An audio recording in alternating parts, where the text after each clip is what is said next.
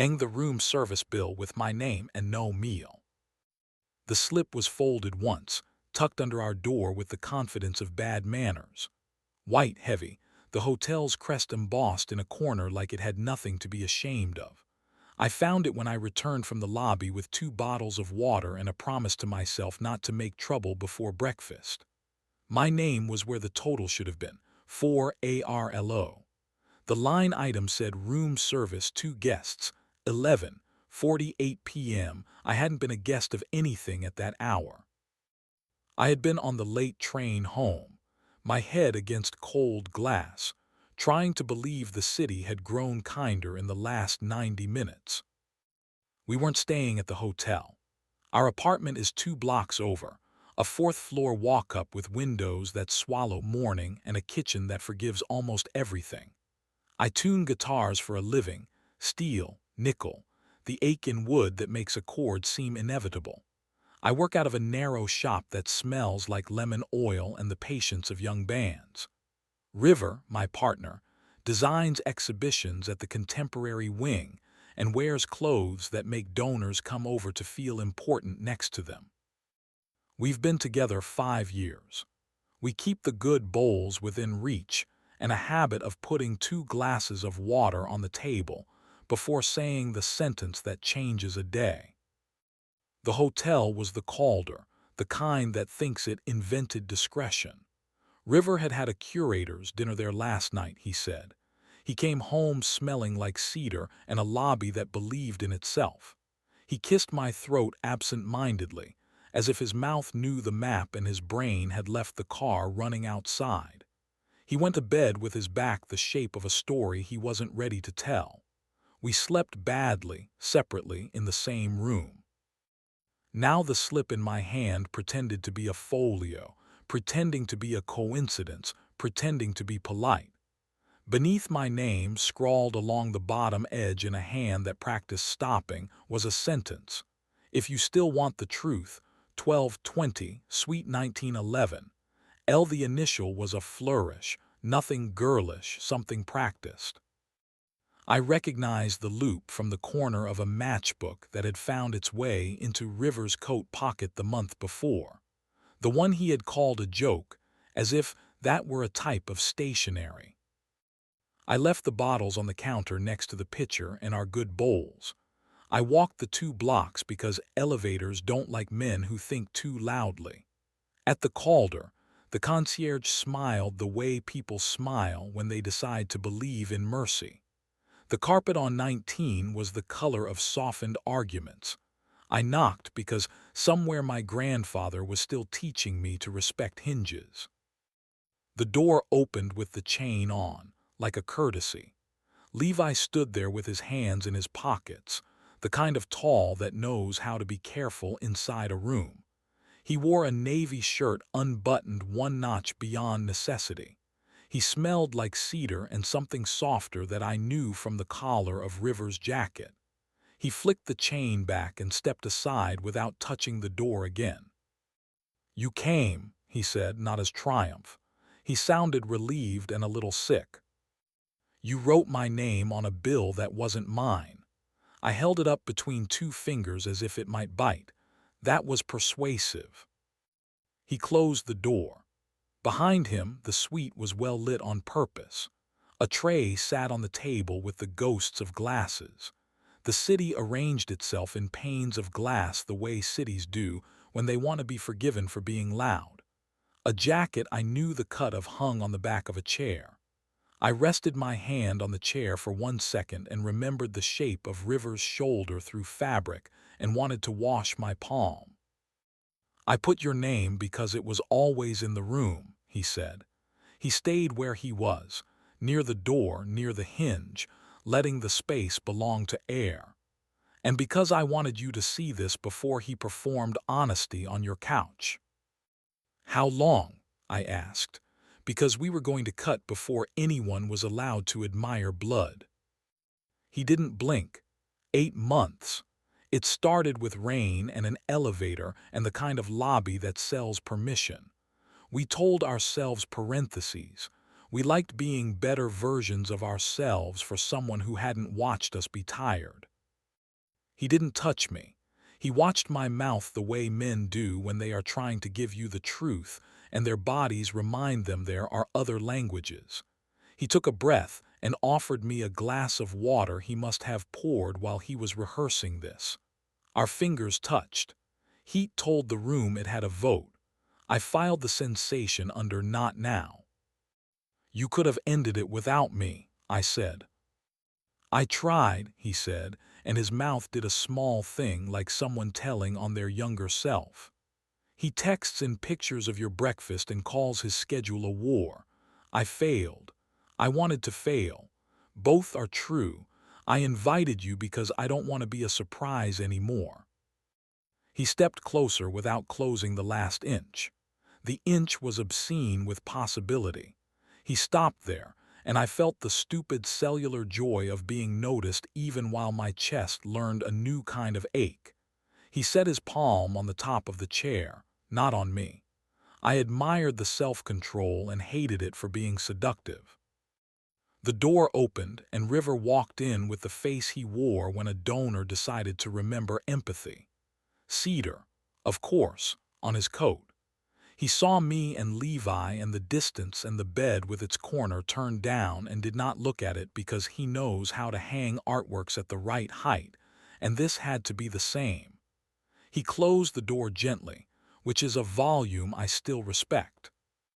"Okay," he said. The word made a shape in the room that fit. "You could have kept the card out of our apartment," I said, putting the bill on the table like evidence that deserved flatness. "You chose not to."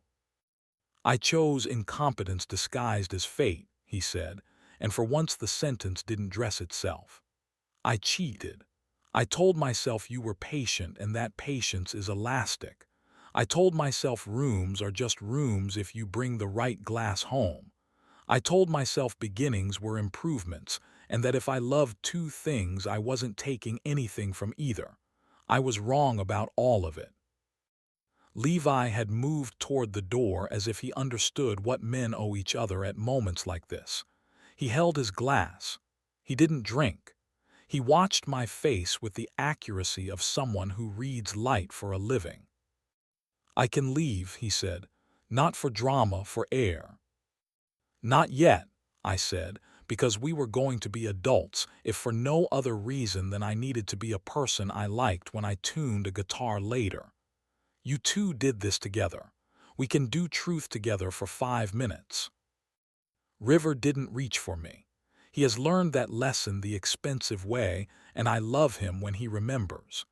He went to the window and turned his body slightly, enough to keep all of us in the field. A plane made its quiet way across the glass like a solution we weren't allowed to use. "What do you want me to do?" he asked, not with the entitlement of a man who thinks forgiveness is automatic. His voice had the carefulness of someone carrying something hot and necessary. "You'll end it," I said. "You'll sleep on the couch we refuse to call a guest anything. Next week you'll tell me what this was twice. Once with your museum language that smears bone into story, once with the small words that are hard to say.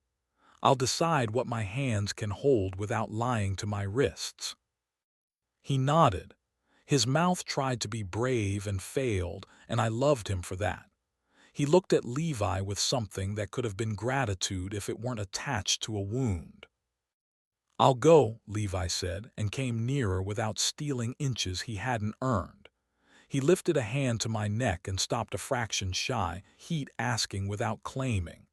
Erotic is not a verb for recklessness. It's a decision you keep making while telling the truth.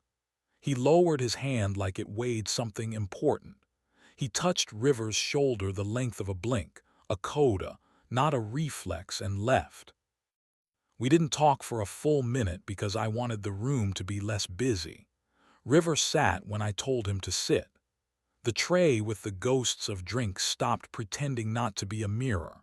I put the key from the envelope on the table, let it make a sound I will always dislike, and looked at the man I had promised a future to. "I'm not leaving tonight," I said. "We will walk home without touching.